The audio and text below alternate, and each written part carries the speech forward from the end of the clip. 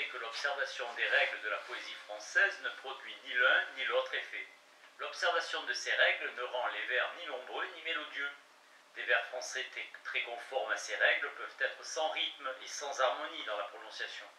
Les règles de la poésie française ne décident que du nombre arithmétique des syllabes qui doivent entrer dans les vers.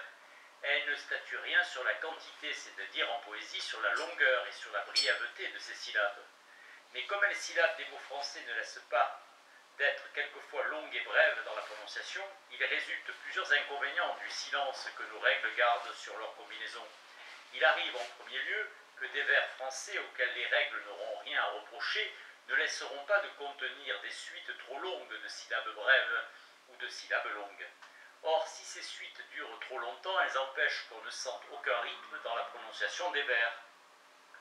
Le rythme ou la cadence d'un vers consiste dans une alternative de syllabes longues et de syllabes brèves, variées suivant une certaine proportion. Un trop grand nombre de syllabes longues employées de suite retarde trop la progression du vers dans la prononciation. Un trop grand nombre de syllabes brèves employées de suite la précipite désagréablement. En second lieu, il arrive souvent que lorsqu'on veut examiner deux vers alexandrins français liés ensemble par une rime commune par rapport au temps que dure la prononciation de chaque vers, il se trouve une différence énorme entre la longueur de ces vers, bien que l'un et l'autre soient composés suivant les règles. Que 10 syllabes des 12 syllabes qui composent un vers masculin soient longues et que 10 syllabes du vers soient brèves, ces vers qui paraîtront égaux sur le papier seront dans la prononciation d'une inégalité choquante. Ainsi, ces vers réciproques et liés ensemble par une rime commune perdront toute la cadence qui pourront naître de l'égalité de leur mesure. Or, ce ne sont pas les yeux, c'est l'oreille qui juge de la cadence des vers. Cet inconvénient, comme je l'ai déjà dit, n'arrive point à ceux qui composent des vers latins. Les règles les préviennent.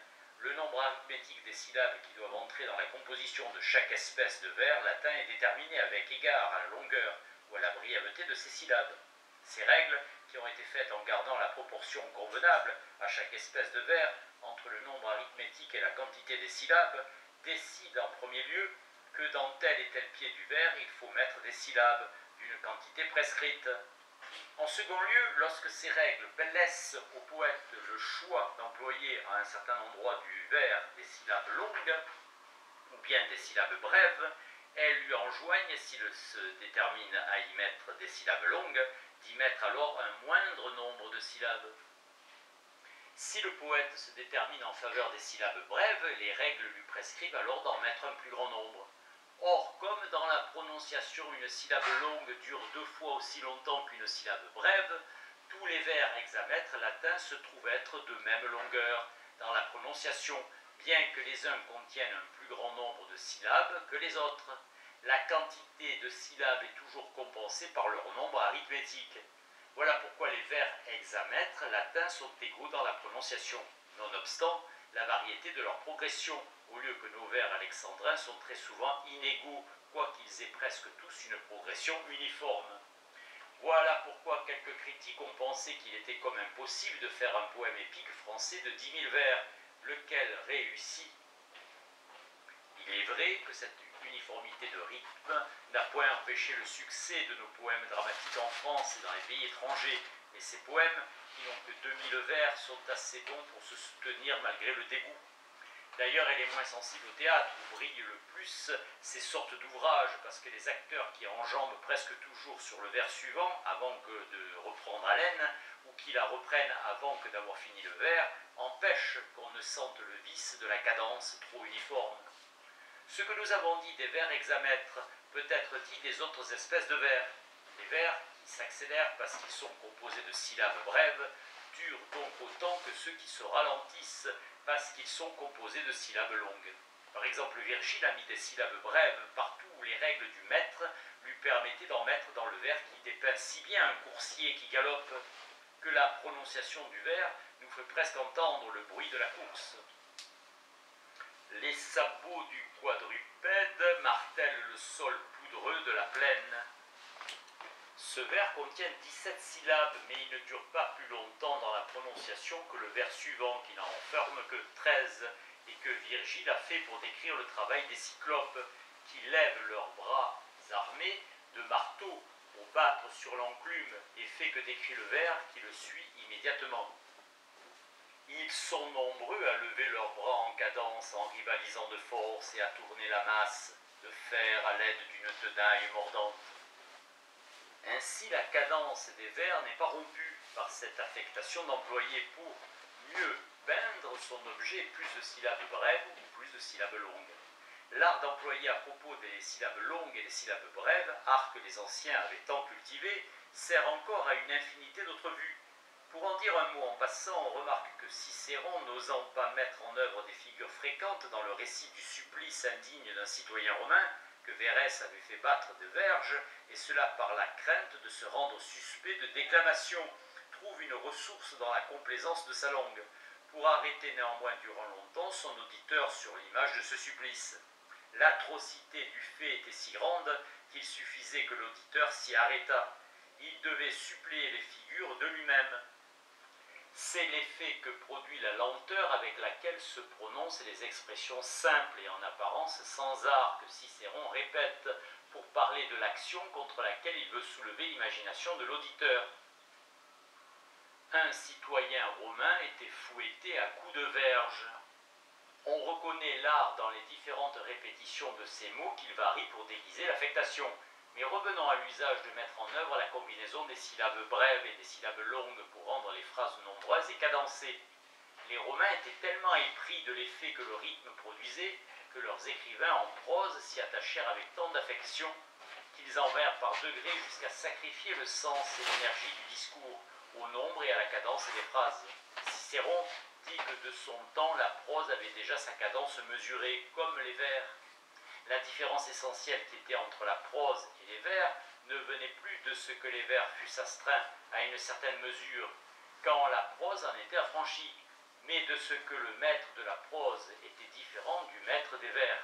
L'ancienne définition de soluta et de stricta oratio, un style dégagé de la cadence et un style rythmé, ne constituait plus cette différence, car les poètes aussi posent le problème de savoir en quoi ils diffèrent de leur côté de l'orateur.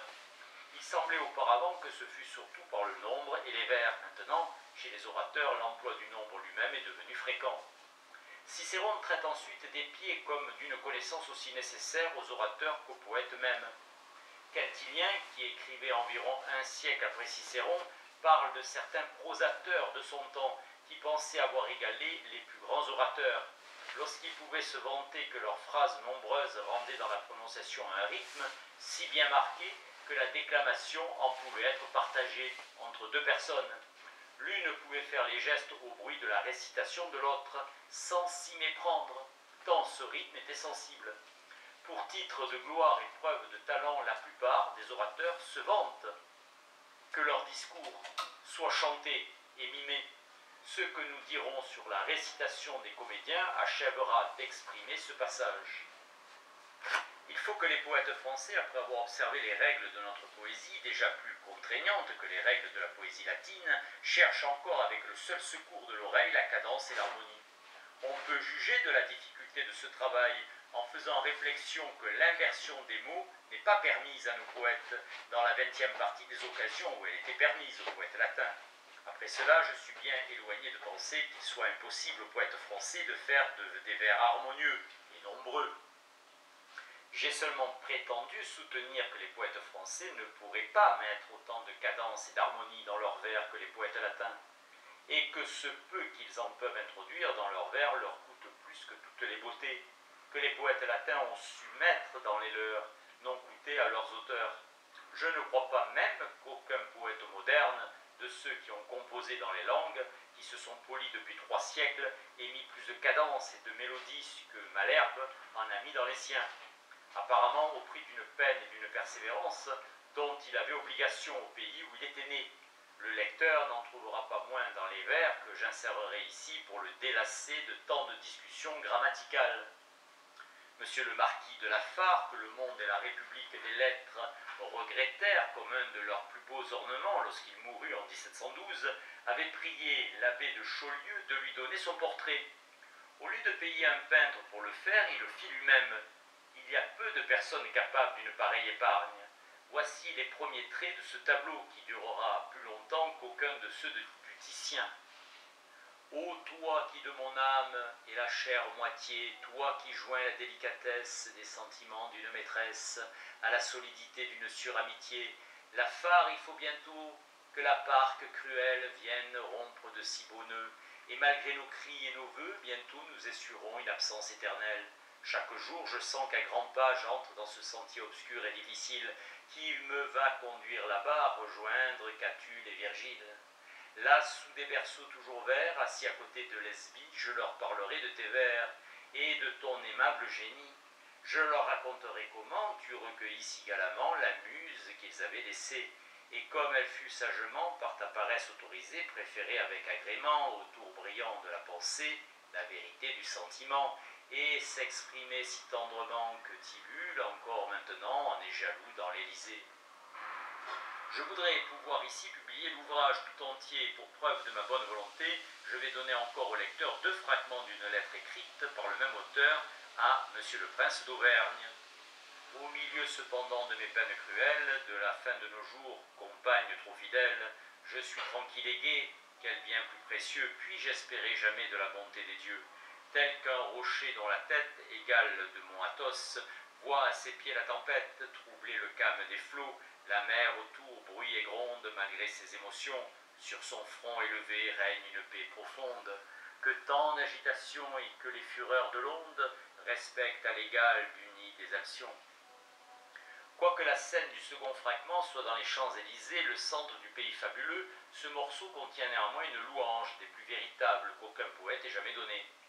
Dans une foule de guerriers, Vendôme sur une éminence, paraît couronné de lauriers, Vendôme de qui la vaillance fait avouer aux Scipions que le lac de Carthage et celui de Numance n'obscurcit pas ses actions, et laisse à juger à l'Espagne si ton bras ne fit pas plus en une campagne qui n'y fit en 10 avec 20 légions. Le lecteur qui se donnera la peine de prononcer plus haut ces vers de l'abbé de Chaulieu sentira bien que le rythme qui tient l'oreille dans une attention continuelle et que l'harmonie qui rend cette attention agréable et qui achève pour ainsi dire d'asservir l'oreille font bien un autre effet que la richesse des rimes. Peut-on d'ailleurs ne point regarder le travail bizarre de rimer comme la plus basse fonction de la mécanique de la poésie? Mais puisque le poète ne saurait faire cette besogne par d'autres, comme le peintre fait broyer ses couleurs, il nous convient d'en parler. De la rime. La nécessité de rimer est la règle de la poésie dont l'observation coûte le plus et jette le moins de beauté dans les vers. La rime estropie souvent le sens du discours et elle énerve presque toujours. Pour une pensée heureuse que l'ardeur de rimer richement peut faire rencontrer par hasard, elle fait certainement employer tous les jours 100 autres pensées dont on serait dédaigné de se servir, sans la richesse ou la nouveauté de la rime que ces pensées amènent. Cependant, l'agrément de la rime n'est point à comparer avec l'agrément du nombre et de l'harmonie. Une syllabe terminée par un certain son n'est point une beauté par elle-même. La beauté de la rime n'est qu'une beauté de rapport qui consiste en une conformité de désinence entre le dernier mot d'un vers et le dernier mot du vers réciproque. On entrevoit donc cette beauté qui passe si vite qu'au bout de 2 vers, et après avoir entendu le dernier mot du second vers qui rime au premier, on ne sent même l'agrément de la rime qu'au bout de 3 et de 4 vers, lorsque les rimes masculines et féminines sont entrelacées de manière que la première et la quatrième soient masculines, et la seconde et la troisième féminines, mélange qui est fort en usage dans plusieurs espèces de poésie. Mais pour ne parler ici que des vers où la rime paraît dans tout son éclat et dans toute sa beauté, on y sent la richesse qu'au bout du second vers. C'est la conformité de son plus ou moins parfaite entre les derniers mots des 2 vers qui fait son élégance.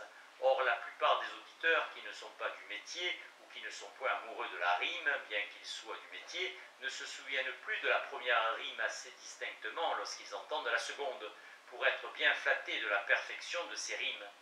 C'est plutôt par réflexion que par sentiment qu'on en connaît le mérite, tant le plaisir qu'elle fait à l'oreille est d'un plaisir mince. On me dira qu'il faut qu'il se trouve dans la rime une beauté bien supérieure à celle que je lui accorde. L'agrément de la rime, ajoutera-t-on, s'est fait sentir à toutes les nations. Elles ont toutes des vers rimés.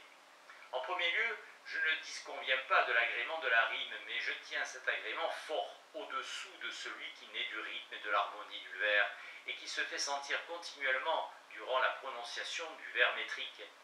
Le rythme et l'harmonie sont une lumière qui luit toujours, et la rime n'est qu'un éclair qui disparaît après avoir jeté quelques lueurs. En effet, la rime la plus riche ne fait qu'un effet bien passager, à n'estimer même le mérite des vers que par les difficultés qu'il faut surmonter pour les faire. Il est moins difficile sans comparaison de rimer richement que de composer des vers nombreux et remplis d'harmonie. On trouve des embarras à chaque mot lorsqu'on veut faire des vers nombreux et harmonieux. Rien n'aide un poète français à surmonter ces difficultés que son génie, son oreille et sa persévérance. Aucune méthode réduite en art ne vient à son secours. Les difficultés ne se présentent pas si souvent quand on ne veut que rimer richement, et l'on s'aide encore plus pour les surmonter d'un dictionnaire de rimes, le livre favori des rimeurs sévères. Quoi qu'ils en disent, ils ont tous ce livre dans leur arrière-cabinet.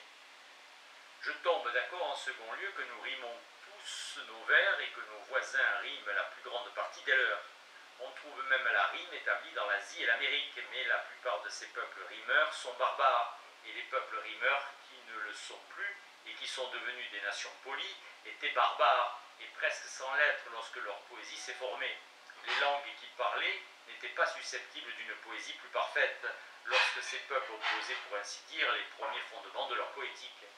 Il est vrai que les nations européennes dont je parle sont devenues dans la suite savantes et lettrées, mais comme elles ne se sont polies que longtemps après s'être formées à un corps politique, comme les usages nationaux étaient déjà établis et même fortifiés par le long temps qu'ils avaient duré, quand ces nations se sont cultivées par une étude judicieuse de la langue grecque et de la langue latine, on a bien poli et rectifié ces usages, mais il n'a pas été possible de les changer entièrement. L'architecte, à qui l'on donne un bâtiment gothique à raccommoder, pour bien y faire quelques ajustements qui le rendent logeable, mais il ne saurait corriger les défauts qui viennent de la première construction. Il ne saurait faire de son bâtiment un édifice régulier. Pour cela, il faudrait ruiner l'ancien pour en élever un tout neuf sur d'autres fondements.